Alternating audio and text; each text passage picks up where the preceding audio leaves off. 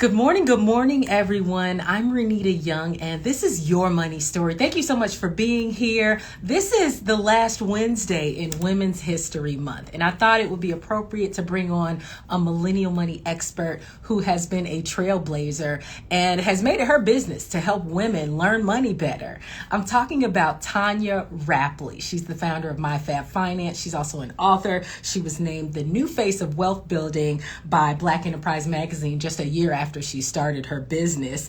And she's also co-founder and CFO of a Chicago-based fintech app, Foam. So let me bring on Tonya right now. Today, we're actually going to be talking about you, your money story, and your money persona, and what that is and how it can help you become better at finances. So hang on for a moment and let me grab Tonya.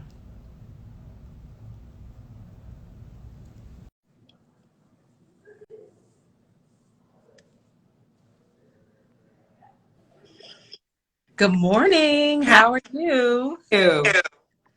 Fantastic. I hope you're doing well out there in Atlanta. I am. It's getting warmer, so that's always a good thing for me. Oh my gosh, I'm jealous. You know why? Because it snowed here in New York a couple of days That is ago. why I don't live there anymore.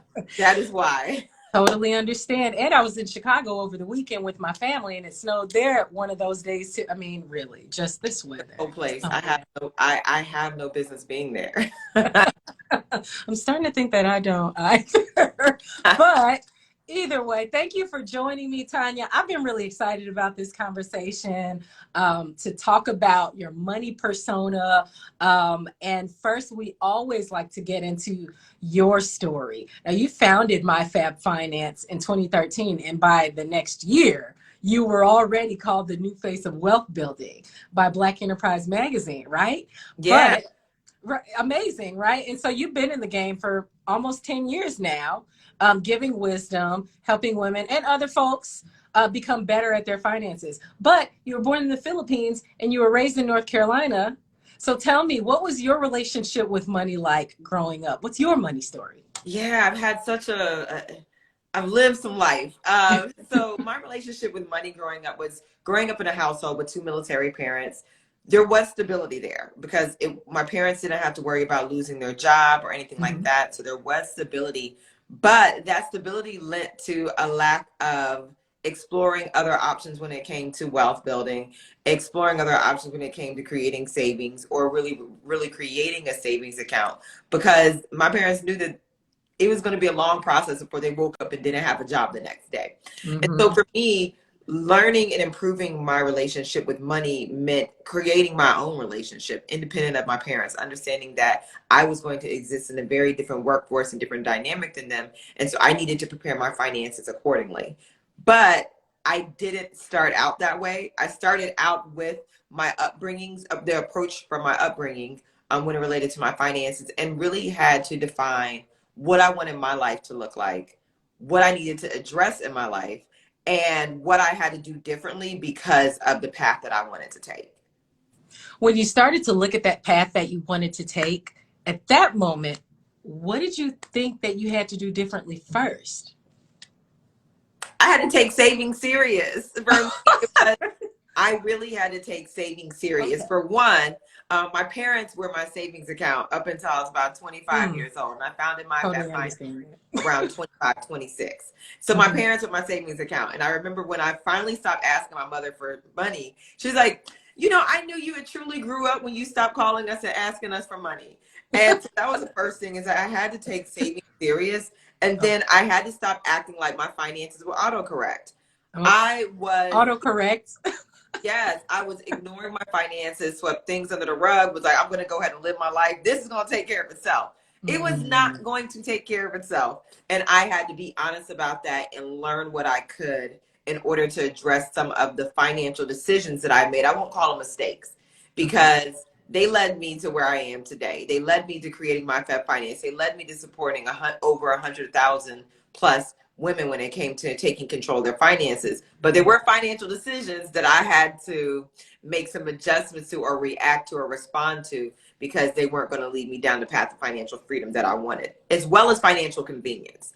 That's the thing Mhm. about financial freedom. It's not just about having money. It's about the convenience that comes along with being able to make decisions that are in your favor because you're financially secure enough to do so. Right. You know, and when we talk about financial freedom, people have different definitions. I agree with you. I think it's having the option, right, Yeah, to do with your time what you want. I always say And having money isn't everything, but having money gives you options. it, I am all about optional living, all about it. right.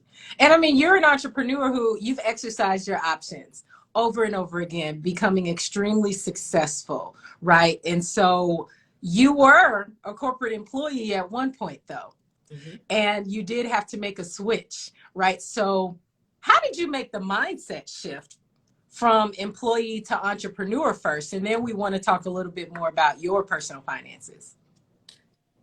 I think mentally, I was always an entrepreneur. I was Okay. showing up at those people's jobs anytime. Like I remember getting text messages and be like, "Are you coming into the office today?" Oh, So mentally, wow. I think I was always an entrepreneur. Okay. It's just that everything else caught up with where I was mentally.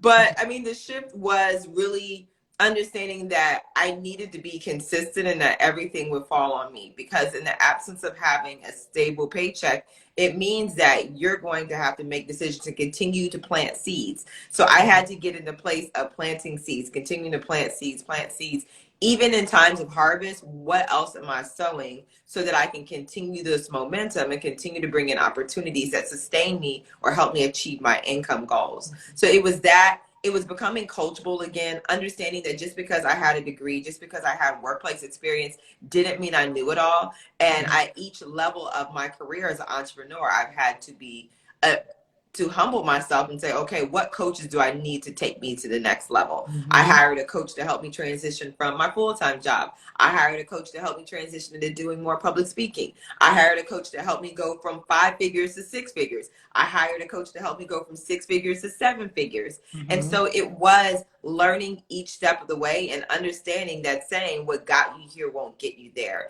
And I think that that is what is different about existing in corporate America, is you can show up, perform, and you'll get raises as long as you perform. When it comes to entrepreneurship, a lot of it is mindset, and a lot of it is uncovering different solutions and different opportunities. And so it requires me to be more of a critical thinker, and that transition required me to become coachable and really lean into becoming more solution oriented.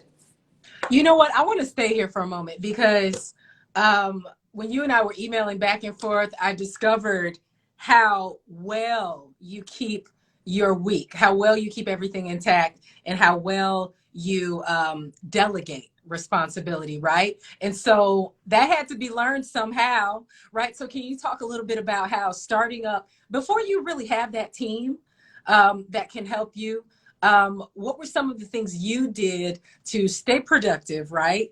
But not to burn out?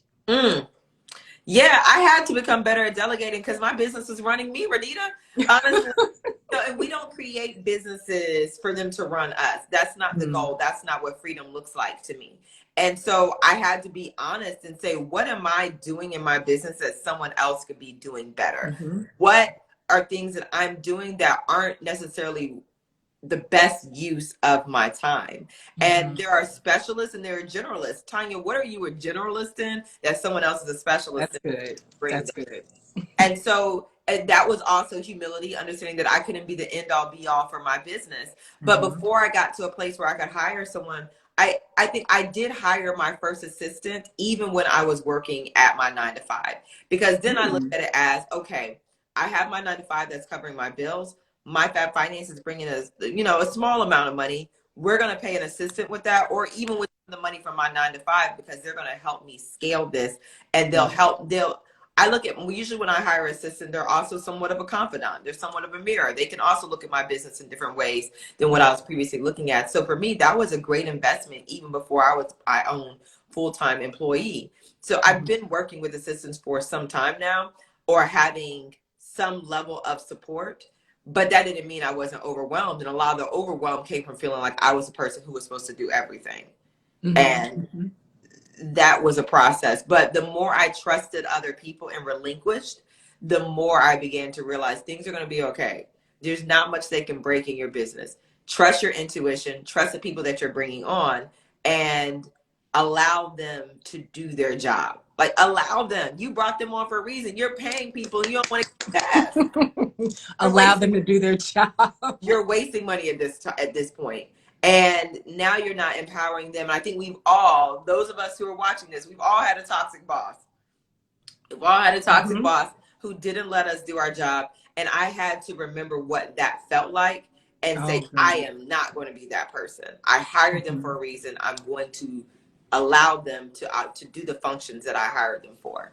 And I think that it creates happier team members. And trust, you know? I mean, it's like, let me sit and think about the kind of boss I want and let me become that, you know? Who I think that's brilliant. Like, who did I not want to be before I became before I became an entrepreneur? And it's like, okay, let's move away from that. Good stuff. Good stuff.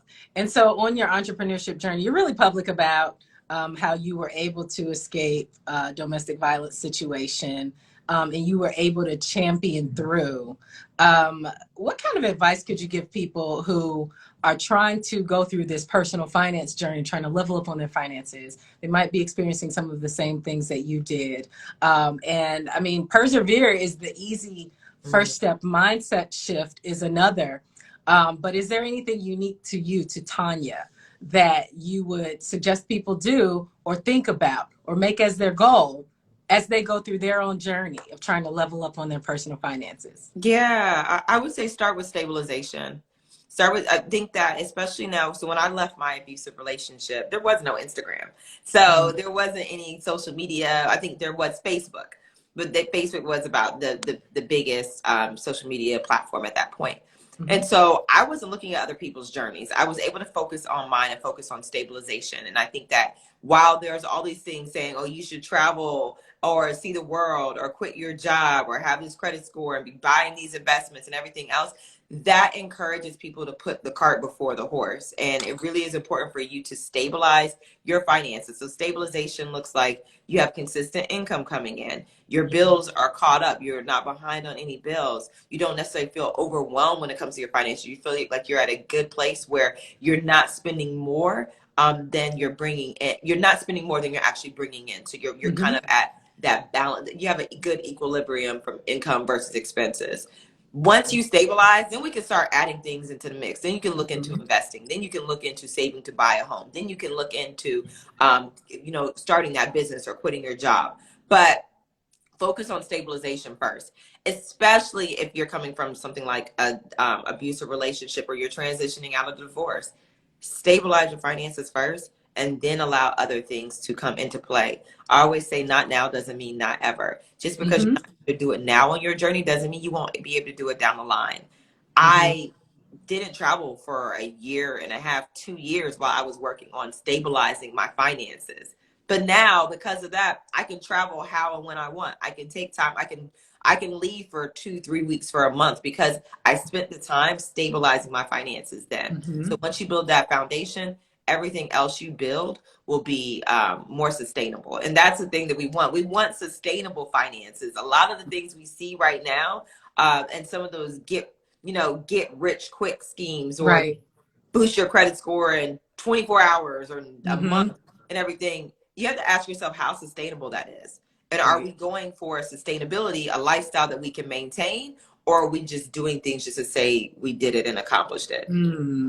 Very good points. That actually brings us to why we're here today, because it's important to understand your money persona when you're doing these things, right? And so I took the quiz, Tonya, and I have to tell you, at first, when I was going through some of the questions, I was like, I don't know if I'm this or that. And I don't know if I'm any of these, but it was spot on. The results were spot on with where I am. So, hey, listen, take the test and find out where you are. But tell us about the money persona quiz, like what it is and why it's important to know your money persona. Yeah, so mymoneypersona.com, that allows you to understand where you are in your financial journey. So one of the most frequently asked questions I get is, where do I start? And the reason we created that quiz is for people to understand where they are and where they need to start as it relates to their finances. And so are you Like, oh my gosh, we got a lot of work to do. Are you in that bucket? Which is okay. A lot of us started that place. I started in that place. Like, girl, we have a lot of work to do. Or are you could be a financial educator yourself. So that's where it ranges. We have four potential or possible responses you could get. It's the you're beginning with your finances. It is, you know, a little something, but there's still quite a bit to improve on, to where actually you know quite a bit, but there are still some areas of improvement. To you're a financial expert yourself. Like, you don't, let's focus on actually that life creation part of it, because you've already focused so well on the financial piece of it. So like I said, a lot of people watching this are like, where am I at in my financial journey? I don't exactly know if I'm stable. I don't know where I'm at. Take the quiz. Questions are fun.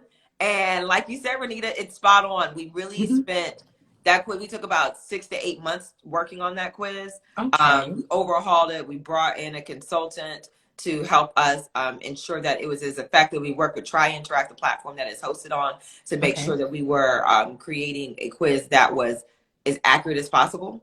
So yeah, mymoneypersona.com. It's good. When you took it, were you surprised at your score? I'm master from Molly, but you should be, right? Okay. I knew you I had am, to be. but I wasn't, when I first started, I wasn't, oh, and she's asking for I don't know if we can, if we could pin it. It is mymoneypersona.com. Let me put it in while you talk a little bit more. And you know what? It's actually, after this, it's the first link in the MyFab Finance Instagram bio too, for anybody. Oh, okay. So after you watch this, because thank you for tuning in, you all, but you can go to the MyFab Finance Instagram. It is the first link in our bio.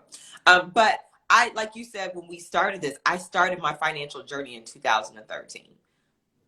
I've learned so much. And I'm to the place now where I moved from stabilization to asset creation, or not asset creation, but buying and purchasing more assets. So now it's, I just became an angel investor this week. I just did my congratulations. Thank you. I just purchased my first artwork investment 2 weeks ago. My first, so I want to get into investing in art. Last year, I bought my first investment property. And so now I'm at the place where I am growing my money, but I spent that time on the ground level learning what I could about personal finance and stabilizing my finances. So I started out, and honestly, I won't say it would take everybody 10 years, but it took me 10 years because I decided to become an entrepreneur. I stabilized my finances, and I said, okay, now we're going to shake it up, and I'm going to be an entrepreneur. And the income, it took a while for me to become stable in monthly income, where I became comfortable investing in assets and investing the money that I was bringing in. So it won't take everybody that long, but now I'm at Masterful Molly. But I still feel like there's so much for me to learn. Oh, you're growing, Gina. Someone's growing Gina. That's literally how I scored. But growing Gina is a great place to be. All of them are great because you know where you stand. Right. And I think that when we think about our finances, awareness is one of the most important things. Where am I at? Because once you're aware of where you're at, then you can move on from there. Then you say, okay, how do I build upon where I'm at? So I'd say a dangerous place to be is to be, at level 1 and not know you're at level 1, thinking you're operating at level 3 or 4. So. Right. But even if you know you're at level 1, then great. You can go up to 2, 3, 4. Excellent. So you talked about different assets, and you've coined a phrase called assets literacy, right? Yeah. So tell us what exactly, I think it's a little self-explanatory to someone here, but lay it out for the people and why it's important and the different types of assets that beginner investors can consider.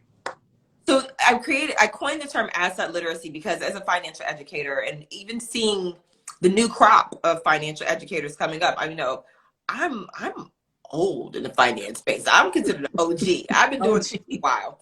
And so I began to realize there was a lot of emphasis on budgeting, credit, those beginning items, but there wasn't enough guidance on, okay, what about the next level? How to become more literate about creating more assets? Because for quite a few of us, we didn't experience or see that in the households we grew up in. Our parents might not have even owned their home, or they didn't own their vehicle, or they didn't own a business, or they didn't own investments such as artwork, or they didn't have the opportunity to invest in companies because they were just trying ends meet. And so this is a new frontier for quite a few of us who are making more money than our parents made, or making more money than we've ever made in life. And now we've solidified our finances, but we want to go from stabilization to growth. And so asset literacy is about understanding the choices to make in that growth phase and how to effectively grow your money, not risk-free, because there's always some risk involved, but being able to navigate and understand the risks that are associated and understand the investments that might be best for where you are in your journey and how to capitalize on those investments. So people buy a home, but how do you capitalize on being a homeowner? Other than saying that I have a home and a mortgage that I pay every month, what different ways to leverage the equity in your home to purchase more real estate, or to start that business, or to make wise choices with the line of credit that you, the HELOC that you have with your home. And so that's what asset literacy is about. I would say if someone is interested in getting started with investing, start small, or start with what you are able to educate yourself on. So one of the things I did was I listened to real estate investment podcasts for about a year before I decided to purchase my first investment property. Even though I had the money available to do it, I wanted to make sure that I was educating myself on it. And so decide what you want your first investments to be and educate yourself on it. Listen to podcasts, maybe pay for a course to learn about it. Investing in the stock market is an easy start. It is a good way to get started, even with some of the discretionary income that you have, and learn while you're doing it. Just don't bet your whole life savings. Right. I'd say don't ever bet your entire life savings on any particular company or anything like that. But that comes with asset literacy, understanding risk management and risk tolerance. Terry Gioma was on a couple of months ago, and love her. That's how I first learned about her on a live you were doing sometime last year or the year before last. But she was just talking about the importance with risk management, managing risk. And hey, folks, if you haven't, say what? I'm in Terry's course. I'm in trade and travel. So a colleague of mine, she's also a friend of mine, but she operates with integrity. She's an excellent teacher. She has a sincere heart.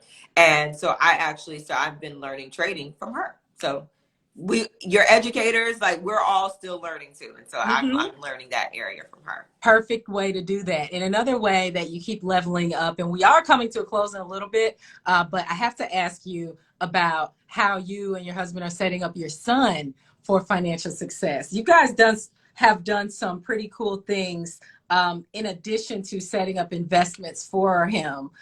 So tell people how you're doing it, however much you're willing to share. Yeah. Spinelli said she's complicated, Christine. Thank you for taking the quiz. And now you know where to go from there, Spinelli. You know. As far as our son, one of the things I was very intentional about when I had my son. I knew what type of motherhood experience I wanted to have. I knew what type of resources I wanted to have. So I waited. Until I was 35 to have my son.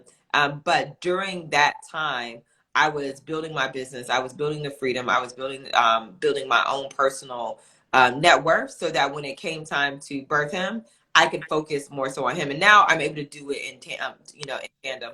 But with our son, he has a 529 plan. So he does have his 529 plan. That was one of the first things I did as soon as I got a social security number. The thing I love about him having a 529 plan is that it's not just for me to contribute to. My father makes talking to my parents about the mistakes they made when it came to me and my sister. I'm like, Dad, I didn't have money for college. Let's redeem ourselves here. And so my dad actually makes a monthly contribution to my 529 plan, as well as I make a contribution. I have sent it to my mother for her to make a monthly contribution based on the money that she receives. And when he has his birthday or anything like that, I invite people to send me, whether it's a Cash App or anything else, and I will make a deposit into either one of his stock account or his 529 plan. So my son is young enough to where he has enough toys. So now it's like, we don't want toys. Just give us money, give us a stockpile gift card, and we'll put it to the future. So for people who say, I don't have enough money to contribute to my child's retirement, allow the people in your life or your child's education plan or your child's financial growth, allow people in your life to contribute to it. A lot of 529 plans will give you a link that you can send out in an e-bite where people can contribute money to their account. So that's the first thing he has. He has a custodial savings account. When we lived in LA, he did some baby modeling. So we still have that account. It's a high interest savings account. So we put money in there. And then I purchased stocks for him using Stockpile. Stockpile is one of my favorite platforms. Okay. I have a commitment that I contribute $200 weekly to his stock account. So that's $800 a month, but that adds up over the course of 12 months. And so I'm consistent with that, contributing and purchasing stocks for him, even when the market is down. I mean, when the market is down, I look at the market is on sale. And so I purchased stocks for him, as well as my investment property that I purchased is the LLC is named after him, Karis Investment Group. And I did establish my trust. And so I'm in the process of completing like all the transition of documents into that trust. It is funded, but still transitioning other documents into there. But so that now it's clear that if I was to pass before he was an adult, or even when he is an adult, we have an understanding of where all these assets that I've been accumulating are. And we're putting those assets into the trust. And so that I can make sure that there are directions for how he can access them and to make sure that he does access them. Because I don't want anything to get stuck in probate and everything else. And now he's navigating emotional stress and financial stress because he figured out how to untangle it all. So those are the things that I've done for him. And it's been baby steps. 529 plan was his first year of life. His stocks was first year or second year of life. The trust, he's 3 now. So those things, we have a groove there, and now we've established a trust. So I wanted to encourage people to give themselves space and not to feel like you have to get off this live and go do everything else. Go start the 529 plan. Go open up a custodial account and then build from there. Absolutely. You know what, Tonya, that was such great information. I hope you guys, if you just joined, a few people just joined, you're going to have to watch it back. Yes, and I saw my CFO popped in here. Oh, okay. Hi, CFO. I see somebody had a question a little bit further up, I think possibly. You know what? No, people were just commenting. This is such great info. Right. Amazing. Happy that it's helpful for people. And I just want to say that as an entrepreneur. Yesterday, I spent a day untangling all of the webs from not being knowledgeable about certain things when it came to being a corporation. And when we talk about bringing in help and bringing in people who operate in their area of expertise, an accountant or someone, even if you can't afford to work with an accountant monthly, bringing in someone you can consult with when you're making financial decisions and someone who is knowledgeable is so helpful, and it will save you stress down the line. Because yesterday was a day we were trying to figure out where money was going, and Department of Labor and wages and unemployment insurance, where all that was going. And it's really helpful to have sound financial counsel, even though I'm a financial educator. So please, just because you have knowledge in one area doesn't mean you have knowledge in all areas. I routinely turn down requests for me to talk about taxation and everything. Like, that is not what I do. I know you know your strength. As an entrepreneur, that's one of the best decisions I felt I made last year, was bringing on a CFO and bringing on my COO when I could afford to, because now it helps with the structure of my business. And when we have better structure, we can think better in our business, and we can come up with better solutions, and we show it better for the audiences we serve. Okay. You know what? Somebody did ask a question in the questions. Tiffany Styles says, what's a good platform for custodial accounts? I love Stockpile. They're not paying me. They should contact me though, because I plug them enough. But Stockpile, I love the ease of use. I love you can purchase fractional shares. And so even for me, I said I spend about $200 a week. So Amazon stock is, before the split, it hasn't split yet, but Amazon stock is in the thousands. And so I was able to buy each week $200, $200, $200 to start buying pieces of stock until now he owns a full share of Amazon. Now he owns a full share of Tesla. Now he owns a full share of some of these of Google, and these stocks that were previously out of reach or previously pretty expensive. So I love Stockpile for that purpose, is that you can buy fractional shares and you can build up into a full share. Very good. Okay. Well, I think APILE.